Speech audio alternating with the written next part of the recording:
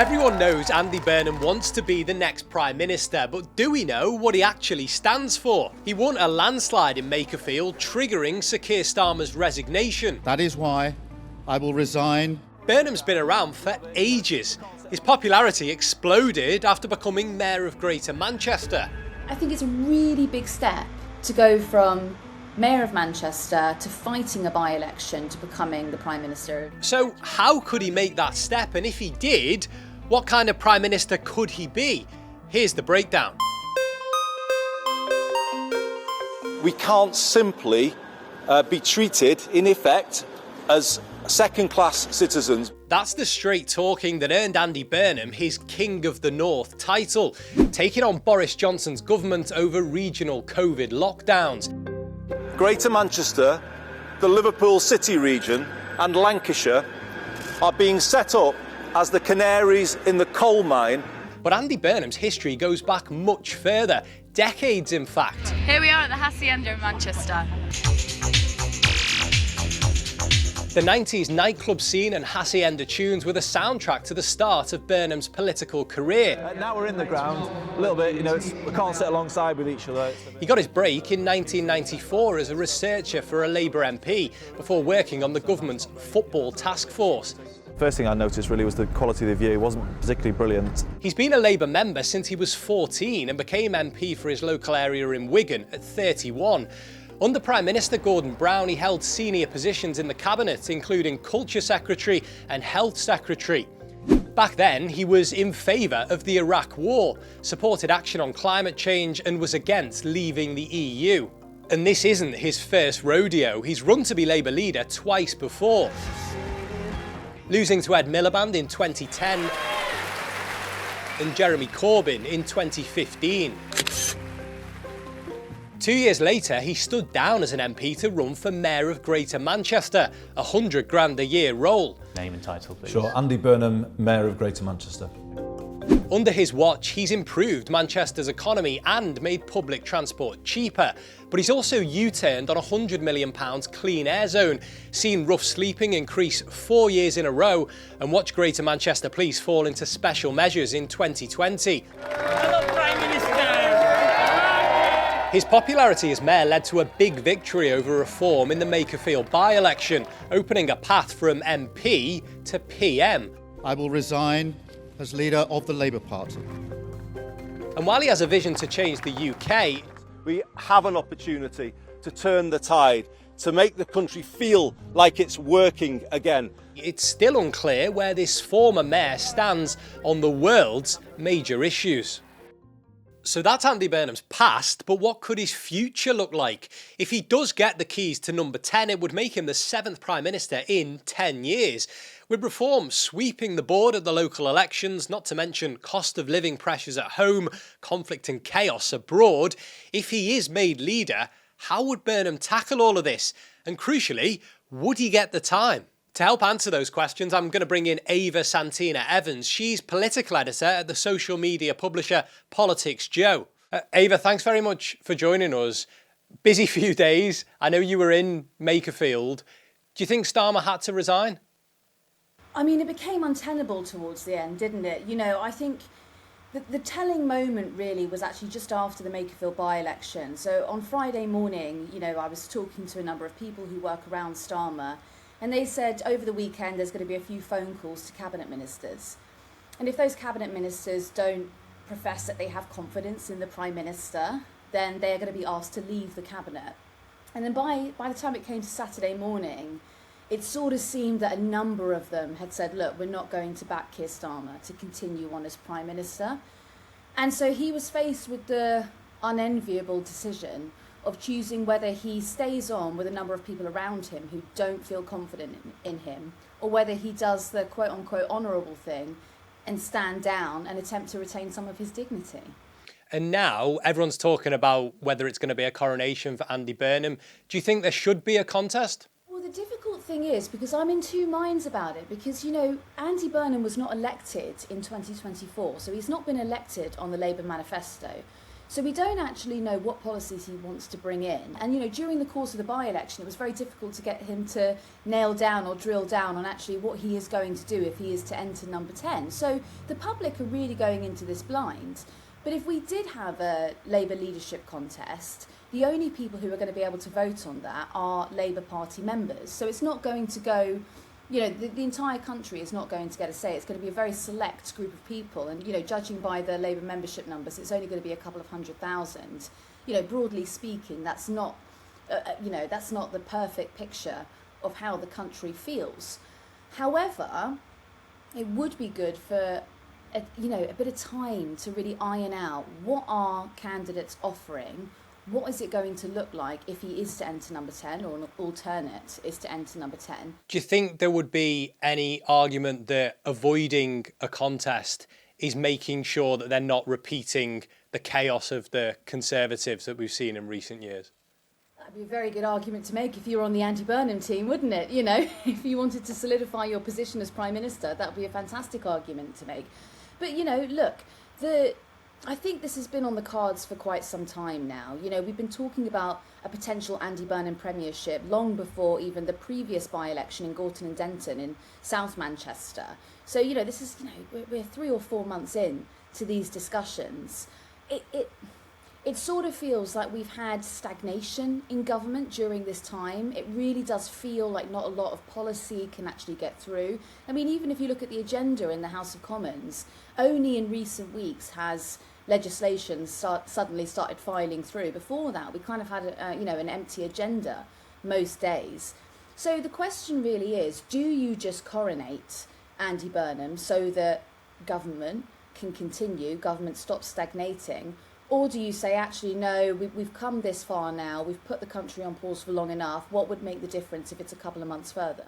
Should there be a general election? That's what Reform are saying. Well, I mean, you would say that, wouldn't you, if you were Reform? But I mean, it would be in my opinion, it would be a miscalculation or a misstep by Nigel Farage, because he has made huge gains across the country. If you look back at the 2024 election, there were a number of seats that he came second in, or his candidates came second in around the country.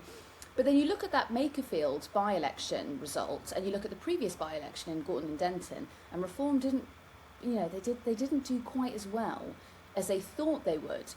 Reform also, this would be a huge advantage to them, because if they could call a general election now, then Rupert Lowe's Restore Party, which by the way I do think is overblown a little bit in its popularity, but it would give Rupert Lowe less time to field candidates, and so he wouldn't have a challenge coming from the right. He also then would have the benefit of people not really paying much attention to the Conservatives right now, so he would have the benefit that perhaps Conservative voters, or traditionally Conservative voters, would lend Nigel Farage his vote. But I think this is a big question we have to have as a country, and it would be really sensible actually if Andy Burnham is to become Prime Minister, if he looks at those rules and he looks at that legislation. Labour Party rules being, and Conservative Party rules being, that once you've elected the party, you can interchange the person who leads it. Maybe that shouldn't be on the books anymore. Back to Andy Burnham, you said that voters don't necessarily know what he stands for. Do we have any idea at all? We know that he's charismatic, but what about his policies? Well, I mean, I think that the sort of the clearest indication that we can garner any information from is what he's done in Manchester. And on that, he was much more liberal with his economic policies than he was when he was a cabinet minister under Gordon Brown. He was chief secretary to the Treasury. And during that time, he was fiscally rather conservative. And what I mean by that is he played within the framework or the rules of the government expenditure. So he wasn't big on borrowing to spend. He was much more, no, we receive X amount of tax and that's therefore what's going to be spent on public spending. He wasn't looking... Now he's much more into borrowing to spend, borrowing to grow the economy. Is it clear, though, what his actual position is on that?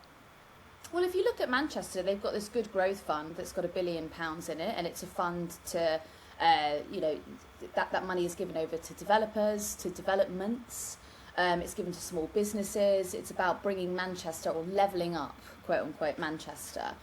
And you could imagine that that's the sort of policy he might bring into into government. You know, he's very interested, as he always has been, right back to the Brown days, in giving more power to devolved areas of the country. And what I mean by that is handing over more authority to local councils and local mayors. You know, his belief is that they know the area better than central Westminster, and so they should be more in charge of their budget. So if they want to put up, say, a new housing complex or a housing development, then they should have the pot of cash to do so. I suppose there's a huge difference in scale, though, isn't there, between he's done all this in Manchester. It's going to be an enormous challenge, isn't it, to then have to do this for the whole country? Yeah, and you wonder, don't you, how much time is he going to spend on the domestic? Because if you look at Keir Starmer, most of the last 2 years he has been abroad.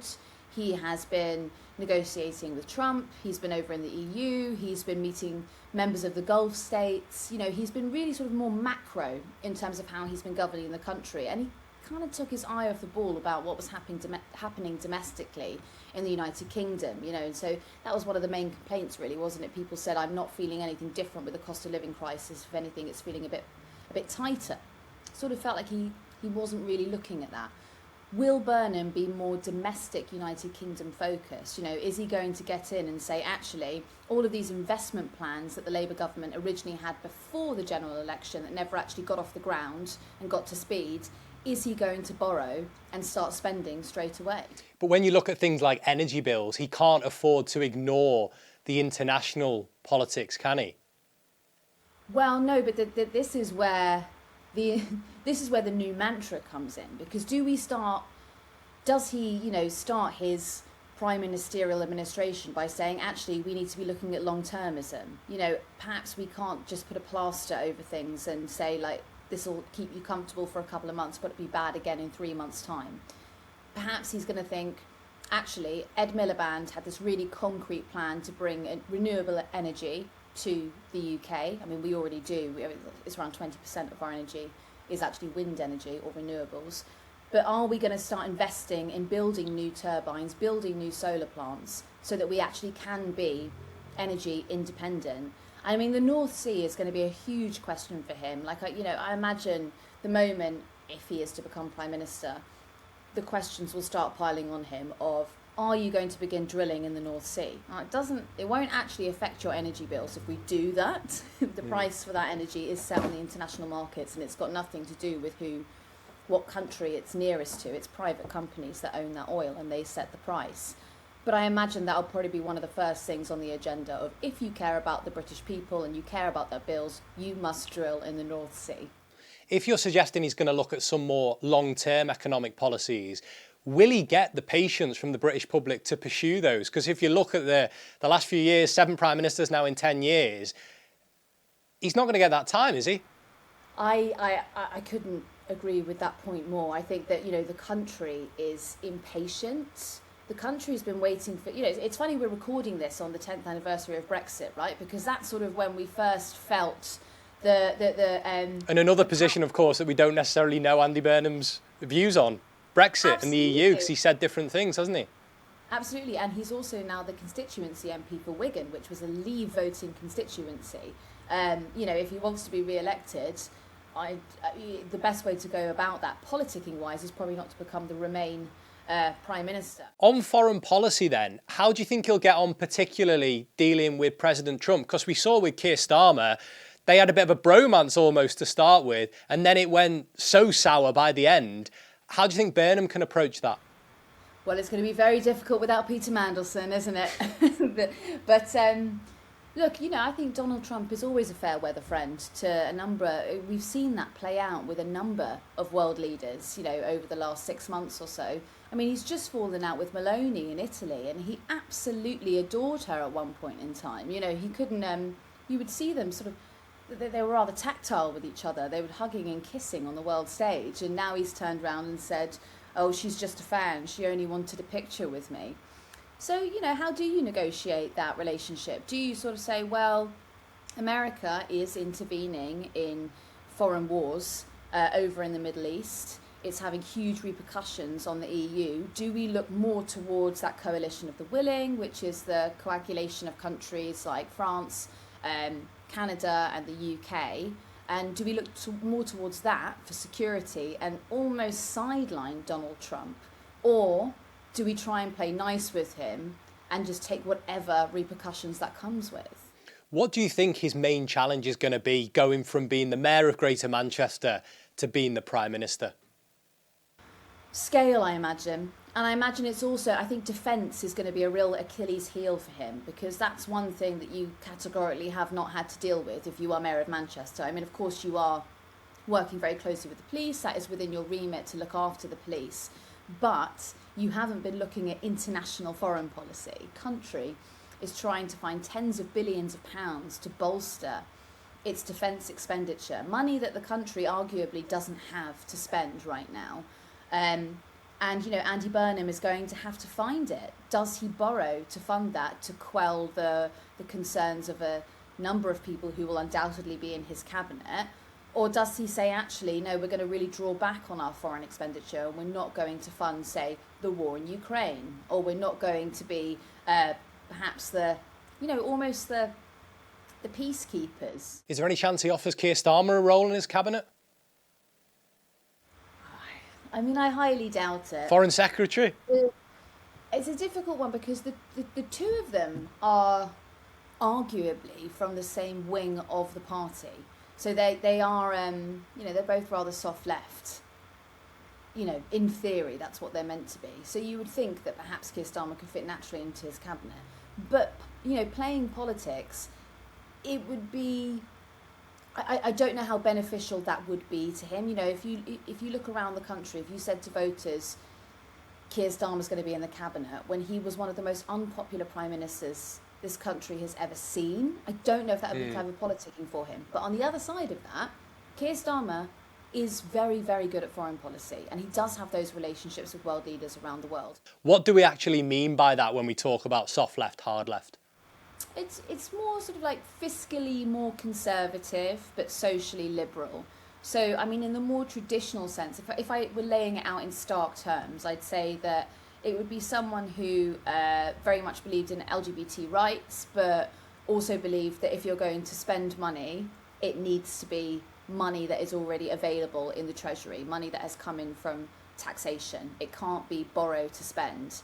So the more quote-unquote hard left would believe that actually the framework of borrowing or tax and spend doesn't really exist. It doesn't make sense. Actually, you can borrow whatever you like and you can spend as much as you like. And just going back to what Andy Burnham might do if he was the Prime Minister, of course, it is still an if. Is there anything we can learn from his record of being in Cabinet in the past? Well, I mean, really, it's how he spent money before. You know, he was very, very pro spending money on public spending. That's really where, like, a lot of his focus went. He also was very big into devolved nations, even back then. I mean, that's going back 16, 17 years now. Very big on handing over power to devolved nations. That tax and spend mantra that he lives by, I can imagine that will be brought into this government. He said he's not going to raise income tax. He is possibly looking at a land value tax. And what that is instead of paying council tax the way that you do now, your home would be assessed for the land that it's on. So say it's proximity to facilities like a station, or say if it's near a very good school, you'd pay a higher tax than if your home was in a less quote-unquote desirable area. That's going to really affect London and the southeast, obviously, because or even actually Manchester, it's going to massively affect. Any major city, you're going to be paying higher tax. But I think that's the way that he will get more money into the exchequer. And going back to foreign affairs, what might his position be on the wars in Gaza and in Iran? Well, I mean, he was out the floodgates quite early, before most Labour politicians, to call for a two-state solution in Israel-Palestine. So it'd be interesting to see where he goes in from this, you know, if he holds firm on that stance, or if he even gets involved in those negotiations. But again, you know, like what we were going back to before, if he puts Keir Starmer in as his foreign policy advisor or his foreign secretary, then the outcome of that is possibly it's not going to be particularly interventionist when it comes to that war. When we're looking at the timescales of when this might happen, when the next Prime Minister will be in place, shouldn't it just happen immediately? If we know now that Starmer is going, why the handover process? Well, I mean, I'm quite pro handover because one of the biggest mistakes that Labour made when they came into power 2 years ago was they hadn't done any planning. So when they were preparing, well, I was going to say when they were preparing for government, but actually no, they simply did not prepare for government. The only department that was nearing readiness was Ed Miliband's. He'd done a number of impact assessments and he'd done a number of research requests with the civil service into how his proposals might play out. Angela Rayner had done a few actually when it came to planning applications as well. But apart from that, when they entered Downing Street, it was like, new page has turned. Oh, we better go and tell the civil servants this is what we want to do and you guys better figure out a way to crack on with it. And so there was this really stagnant, quite slow start to their premiership. Giving a couple of months means that you can hand over, you can go to the civil service and you can say, this is what I would like to do. Can you work out if this is feasible before I A, announce it as a policy, and B, before I spook the markets? Is that practical though? Can you really prepare for a job as big as being the Prime Minister? You could get a new suit, couldn't you? You could shine your shoes or something like that. I think it's a really big step to go from Mayor of Manchester to fighting a by-election to becoming the Prime Minister of the United Kingdom. There's a lot of minutiae that does need to be ironed out. And I do think the longer that he has until if he gets into power, the better. Particularly if you look at what's happening with the economy over the next couple of months. We've just had the Strait of Hormuz shut. We've got this conflict ongoing between Israel, Iran and the US. That is about to push up prices potentially at the end of the summer. And that is that's not really how you'd like to enter number 10. I know you were joking there about his suit, but on a serious note, do you think he will change the way that he presents himself, not just in what he wears, but in the way he addresses people compared to what we've seen of him as the Mayor of Greater Manchester? I always think he looks very smart. I think he gets a really bad run of it, actually, in a few of the tabloids. I think it was actually in the Daily Mail a couple of days ago, they took a picture of him walking around and they said he's wearing a Uniqlo t-shirt and he's wearing Birkenstocks. And you think, well, what do you want him to wear on his walks? Do you want him to be wearing a full suit? I think he dresses perfectly well. I'm not saying he should be wearing the Birkenstocks with the dogs out when it comes to standing on the steps of number 10, before he delivers his first speech. I'm sure he'll be wearing a nice pair of trainers, and I don't think there's anything wrong with that.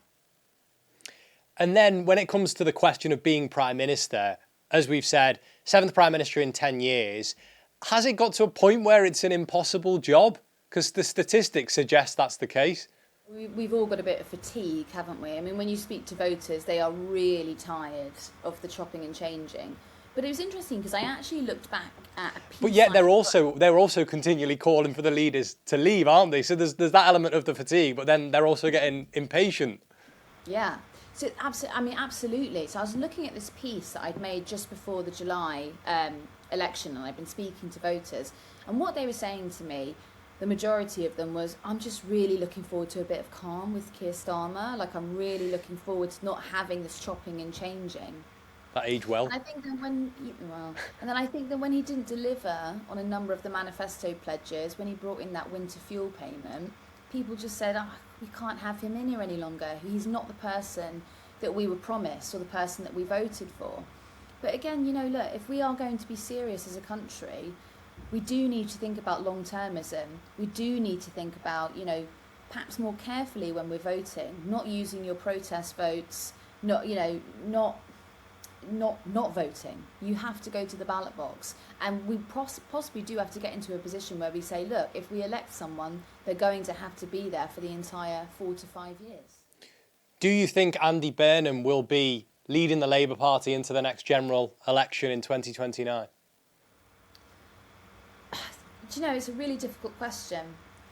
It's a really difficult question because do you know what I'm thinking? I'm trying to ask myself, would he win that seat again in Makerfield? Like, I'm not actually... Well, I guess he could change seat, couldn't he? He could go wherever he wanted. That would be a bad look, though, wouldn't it? Yeah. Well. I mean, I'm not actually, it depends on what he does in the next 2 years, because hypothetically, if he came in, if he wanted to rejoin the European Union, if life in Wigan hasn't got any better than what it has been the couple of years before, they could boot him out and they may vote reform. So it may not even be an option for him on the table. But if you're talking in terms of party politics, then I categorically do think that he will remain on as leader. I can't imagine that they would go through an arduous process to deselect him. But do you know what? I've said that, and then I'm thinking about It's 3 years away, like a lot can happen. And I'm thinking about who's been elected to the National Executive Committee recently, and there are a number of more left-wing figures. During Starmer's era, there were a number of the centre-right factions of the party who were elected to this governing board, who got to decide who is the Prime Minister, who gets to decide who's the leader of the Labour Party. And now actually it's moving more towards left-wing. So if Andy Burnham comes in and doesn't start spending, and doesn't start increasing public facilities, then maybe they'll boot him out. All right, Ava, thanks very much. Excellent stuff indeed. Really appreciate your time. Thank you. That's The Breakdown. Thanks for watching. See you next time.